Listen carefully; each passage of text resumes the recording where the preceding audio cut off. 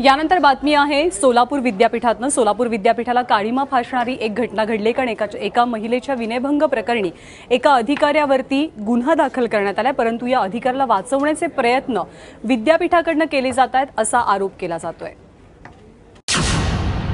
नाव सर्जेराव काळे, पद सहाय्यक कुलसचिव, सोलापूर विद्यापीठ।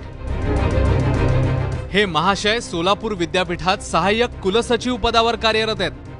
मात्र सर्जेराव काळेला तुरुंगात धाडण्यासाठी विद्यापीठातील महिला कर्मचाऱ्यांनी पोलीस ठाण्यात धाव घेतली आहे, कारण सर्जेराव काळेच्या असभ्य वर्तनामुळे महिला कर्मचारी वर्ग पुरता वैतागलाय। अखेर एका महिला कर्मचाऱ्याच्या तक्रारीनंतर सर्जेराव काळे विरोधात विनयभंगाचा गुन्हा दाखल करण्यात आलाय। मग मला म्हणले, तुम्ही 8 मार्चला सगळ्या महिला एकत्र येतात, तेवढं कसं कळतं तुम्हाला? परत तुम्ही ट्रिपला जातात, ते सगळं कळतं तुम्हाला? मग ट्रिपला जाण्यावरनं त्यांनी एक लेवल सोडून भाषा बोललेले, ते आता मी बोलू शकत नाही।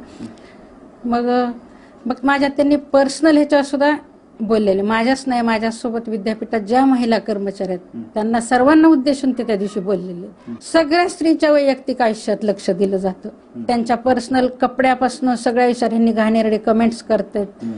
लेडीजला माहीत सुद्धा असतं, त्यांनी आजूबाजून जाताना ते कमेंट्स ऐकतात, पण लेडीज गप्प बसतात। सोलापूर विद्यापीठामधील सहाय्यक कुलसचिव यांनी संबंधित महिलेला त्रास देत असल्याने, तसेच तिच्या मोबाईलवरती कॉल देणं, तिच्या पाठीमागे घरापर्यंत जाणं, अशा प्रकारचे प्रकार वारंवार केल्यामुळं संबंधितांच्या तक्रारीवरून गुन्हा दाखल करण्यात आलेला आहे व गुन्ह्याचा तपास सुरू आहे। धक्कादायक बाब म्हणजे सर्जेराव काळेच्या वर्तनाला कंटाळून विद्यापीठातील महिला कर्मचाऱ्यांनी कुलसचिवांकडेही तक्रार केली होती। मात्र कुलसचिवांनी लेखी तक्रार न करण्याची तंबी दिल्याचा आरोप महिला कर्मचाऱ्यांनी केलाय। विद्यापीठामध्ये महिलेचा अर्ज प्राप्त झाल्यानंतर समिती पुढे आला, समितीने सर्व अहवाल तयार केला आणि प्रशासनाला दिला। तर प्रशासनाने तात्काळ 24 तासाच्या समितीने निर्णय घेतलेला होता।